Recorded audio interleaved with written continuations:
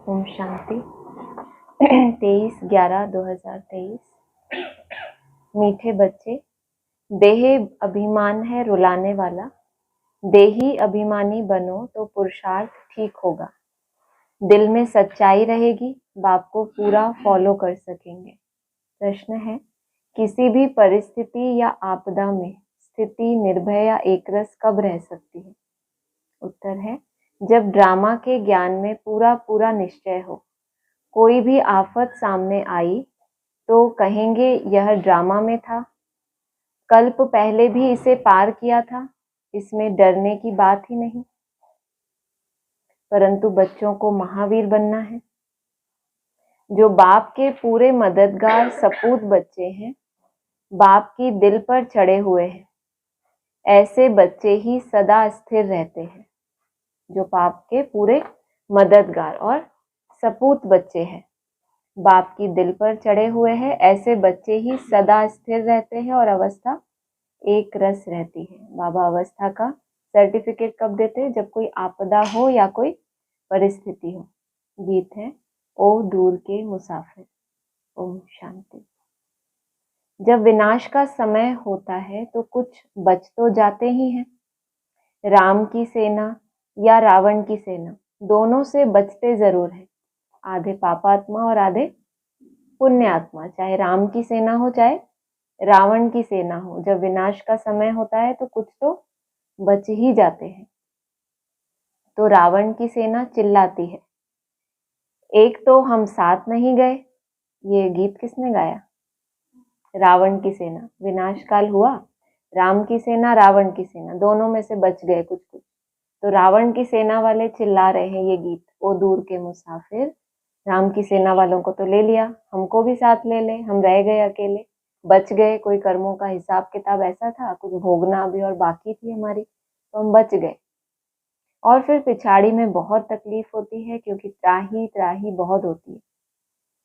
तुम बच्चों में भी अनन्य जो हैं वही लायक होंगे विनाश देखने के। सोचो, विनाश देखने के लिए भी लायकात चाहिए, अनन्य।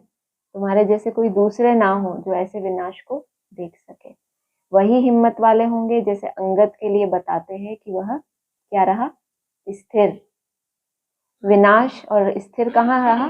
रावण की लंका में। ऐसे नहीं स्थिर रहा अपने ही देश में, खड़ा कहाँ था? रावण की चारों तरफ कौन थे उसके? रावण की सेना थी, वहां जाके स्थिर रहा। विनाश सिवाय तुम बच्चों के और कोई देख ना सके। त्राही त्राही ऐसे होती है जैसे ऑपरेशन के होने के समय कोई खड़े नहीं हो सकते हैं। यह तुम सामने देखते रहेंगे, हाहाकार होता रहेगा। जैसे किसी का ऑपरेशन होता है तो उस समय तो कोई कोई कमजोर दिल वाले होते हैं, देख नहीं सकते, लेकिन ऑपरेशन के बाद क्या होता है? वो तंदुरुस्त हो जाता है। तो जो मजबूत होते हैं वो उसके बाद की सीन उनके दिमाग में रहती है कि हाँ इसके बाद ये एकदम बढ़िया हो जाएगा, तो वो देख लेते हैं। हाहाकार होता रहेगा। जो अच्छे अनन्य बच्चे बाबा के मददगार सपूत बच्चे हैं, वह दिल पर चढ़े हुए हैं। हनुमान कोई एक नहीं था, सब हनुमान महावीरों की ही माला है। रुद्राक्ष की माला होती है ना, रुद्र भगवान की भी जो माला है उसका नाम ही है रुद्रमाला। रुद्राक्ष एक बहुत कीमती बीज होता है। रुद्राक्ष में भी कोई रियल कोई आर्टिफिशियल होते हैं। वही माला 100 रुपए की भी मिलेगी और वही माला 2 रुपए की भी मिलेगी। हर एक चीज ऐसे है, बाप हीरे जैसा बनाते हैं, उसकी भेंट में सब आर्टिफिशियल ठहरे। सच परमात्मा के आगे सब झूठ वर्थ नॉट अ पेनी है। एक कहावत है ना, सूर्य के आगे अंधेरा कभी छिप नहीं सकता। अब यह है ज्ञान सूर्य, उनके आगे अज्ञान कभी छिप नहीं सकता। तुमको सच्चे बाप द्वारा सच मिल रहा है, तुम जानते हो। सच्चे ईश्वर बाप के लिए मनुष्य जो बोलते हैं वह झूठ बोलते हैं। अभी तुम समझाते हो गीता का भगवान शिव है, न कि दैवीय गुणों वाला देवता श्री कृष्ण। अभी है संगम युग, फिर सतयुग जरूर होगा। श्री कृष्ण की आत्मा अभी ज्ञान ले रही है, मनुष्य फिर समझते हैं ज्ञान दे रही है। ज्ञान ले रही है और मनुष्य क्या समझते हैं? वो ज्ञान दे रही है। गीता में उसने ज्ञान दिया, कितना फर्क हो गया है। वह बाप, वह बच्चा। बाप को एकदम गुम कर दिया है और बच्चे का नाम डाल दिया है। आगे चलकर आखिर सच निकल पड़ेगा। क्या होगा? सच्चाई सर पे चढ़ के बोलेगी। उन्होंने क्या किया? बाप की जगह बच्चे का नाम दे दिया। पहली मुख्य बात ही है इस पर। सर्वव्यापी क्यों समझा है? क्योंकि गीता में श्री कृष्ण का नाम डाल दिया है। इन बातों को तुम जानते हो। श्री कृष्ण अथवा देवी देवताओं की जो आत्माएं हैं, उन्होंने 84 जन्म पूरे लिए हैं। गाया भी जाता है, आत्मा परमात्मा अलग रहे बहुकाल।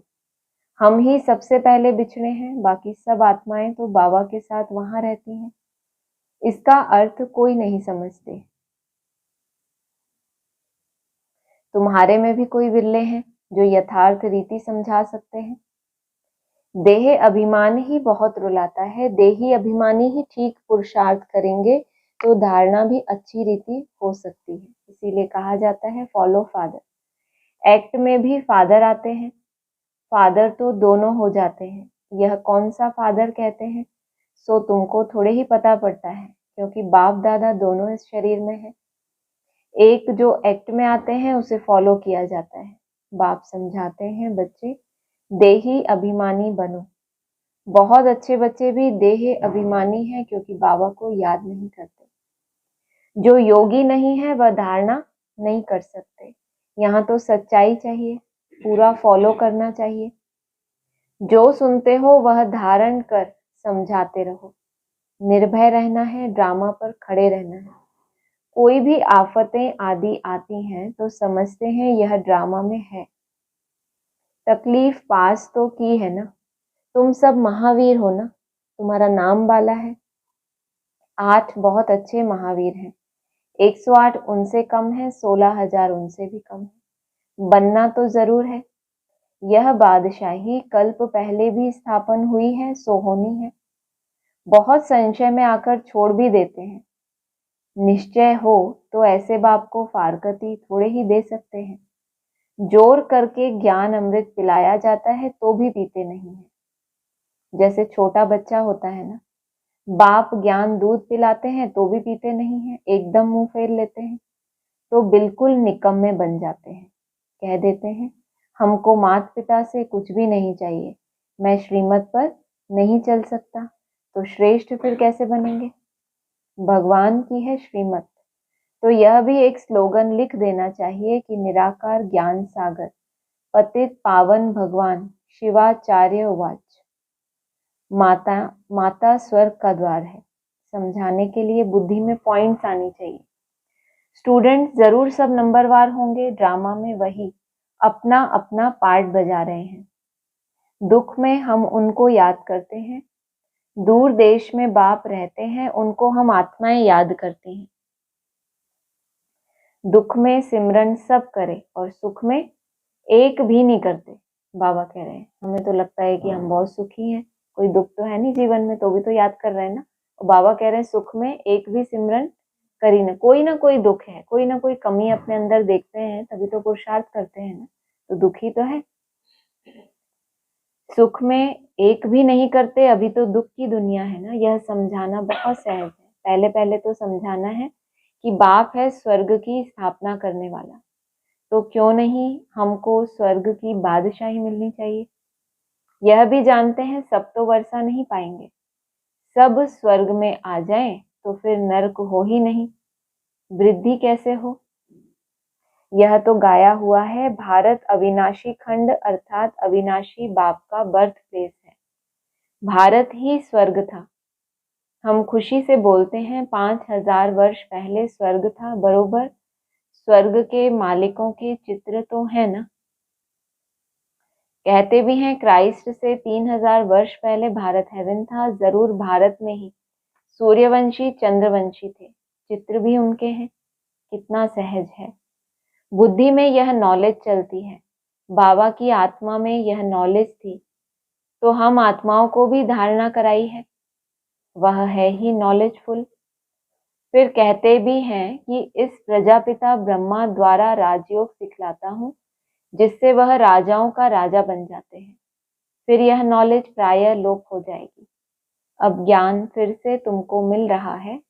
तो अब तुम बच्चों को चैलेंज देनी है। इसमें बड़ी अच्छी फर्स्ट क्लास बुद्धि चाहिए। बाबा अपने पास कभी भी ऊंची वस्तु नहीं रखते। कहेंगे इतने मकान आदि बनाए हैं, वह भी बच्चों के रहने के लिए बनाए हैं, नहीं तो बच्चे कहाँ आकर रहेंगे। एक दिन तो सब मकान अपने हाथ आ जाएंगे। भगवान के दर पर भक्तों की भीड़ तो होनी ही है ना। उन्होंने तो बहुत भगवान बना दिए हैं, प्रैक्टिकल में तो यह है ना। तुम समझते हो कितनी भीड़ होगी। दुनिया में तो बहुत अंधश्रद्धा है। मेले लगते हैं तो कितनी भीड़ हो जाती है, कभी कभी तो आपस में लड़ पड़ते हैं। भीड़ में फिर कितने मर पड़ते हैं, बहुत नुकसान हो जाता है। तो यह स्वदर्शन चक्र बहुत अच्छा है। स्लोगन भी जरूर लिख देना चाहिए। पिछाड़ी में माताओं के आगे सभी को झुकना है। कौन सी माताएं? जो जिनको शिवाचार्य उवाच क्या था? कौन सी माताएं? जो स्वर्ग का द्वार है। माता स्वर्ग का द्वार है, ऊपर बोला ना शिवाचार्य उवाच। शक्तियों के ऐसे चित्र बनाते हैं। बाप बच्चों के लिए ज्ञान बारूद बनवाते हैं। कहते हैं सिद्ध करो, वह तो सहज है। भक्त भगवान को याद करते हैं, साधु साधना करते हैं भगवान से मिलने के लिए। गॉड को फादर कहा जाता है, बरोबर हम उनकी संतान ठहरे। ब्रदरहुड कहते हैं ना। चीनी हिंदू भाई भाई हैं तो बाप एक हुआ ना। जिस्मानी रूप में फिर बहन भाई हो जाते हैं, विकारी दृष्टि हो न सके। यह युक्ति है पवित्र रहने की। बाप भी कहते हैं काम महाशत्रु है, परंतु जब कोई समझे। मुख्य एक बात है, भगवान सबका बाप है। बाप स्वर्ग की स्थापना करने वाला है तो जरूर बाप से वर्षा मिलना चाहिए। वर्षा था अब गवाया है, यह सुख दुख का खेल है। यह अच्छी रीति से समझाना चाहिए। अच्छा, मीठे मीठे सिक्की लधे बच्चों प्रति माता पिता बाप दादा का याद प्यार गुड मॉर्निंग। रूहानी बाप की रूहानी बच्चों को नमस्ते। रूहानी बच्चों की रूहानी बाप दादा को याद प्यार गुड मॉर्निंग। और सार है, सच्चाई को धारण कर बाप की हर एक्ट को फॉलो करना है। ज्ञान अमृत पीना और पिलाना है। निर्भय बनना है। हम भगवान के बच्चे आपस में भाई भाई हैं, इस स्मृति से अपनी दृष्टि वृत्ति को पवित्र बनाना है। वरदान है, हरेक की विशेषता को देखते उन्हें सेवा में लगाने वाले दुआओं के पात्र भव। जैसे बाप दादा का हरेक बच्चे की विशेषता से प्यार है और हरेक में कोई ना कोई विशेषता है, इसीलिए सबसे प्यार है। हमारा भी किसी से प्यार होता है, किसी से नहीं, और बाप का सबसे प्यार है क्योंकि सब में ही कोई ना कोई विशेषता दिखती है बाप को। तो आप भी हरेक की विशेषता को देखो। जैसे हंस रत्न चुगता है पत्थर नहीं, ऐसे आप होली हंस हो। सिर्फ हंस की तरह मोती चुगना नहीं, होली माना पवित्र भी हो और मोती चुगने वाले भी हो। आपका काम है हरेक की विशेषता को देखना और उनकी विशेषता को सेवा में लगाना। उन्हें विशेषता के उमंग में लाकर उन द्वारा उनकी विशेषता सेवा में लगाओ तो उनकी दुआएं आपको मिलेंगी। जो उनके अंदर विशेषता है, अगर वो हीन भावना में भी हैं तो आप उनको उनकी विशेषता की स्मृति दिला के उनको उमंग में लेके आओ। तो उस विशेषता को उमंग उत्साह से आपने बढ़ाया तो उसका भाग्य किसका बनेगा? दुआएं आपको मिलेंगी और वह जो सेवा करेगा उसका शेयर भी आपको मिलेगा। किसी में उमंग उत्साह नहीं है और आपने उसकी विशेषता उसको एहसास दिलाई, जिस विशेषता का आपने भी चिंतन किया, ऐसे नहीं ऊपर ऊपर से, जो दिल से आपको महसूस होगी इस आत्मा में ये विशेषता है, तो आप उसके साथ शेयर करेंगे। फिर उससे वो जो सेवा करेगा तो उसमें आपका भी भाग्य बना। स्लोगन है, बाप दादा के साथ ऐसे कंबाइंड रहो जो आप द्वारा दूसरों को बाप की याद आ जाए। मातेश्वरी जी के महावाक्य हैं, तमोगुणी माया का विस्तार, सतोगुणी रजोगुणी और तमोगुणी, यह तीन शब्द कहते हैं। इसका यथार्थ समझना जरूरी है। मनुष्य समझते हैं यह तीनों गुण इकट्ठे चलते रहते हैं, परंतु विवेक क्या कहता है? क्या यह तीनों गुण इकट्ठे चले आते हैं या तीनों गुणों का पार्ट अलग अलग युग में होता है?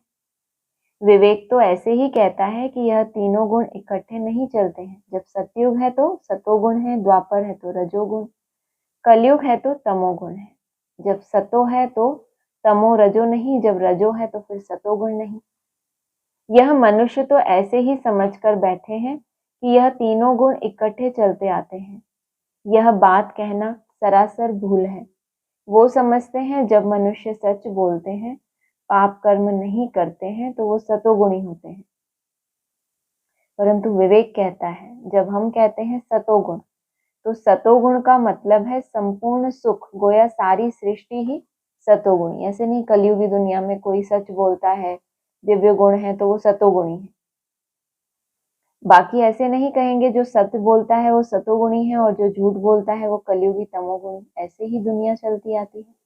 अब जब हम सतयुग कहते हैं तो इसका मतलब है सारी सृष्टि पर सतोगुण सतो प्रधान चाहिए।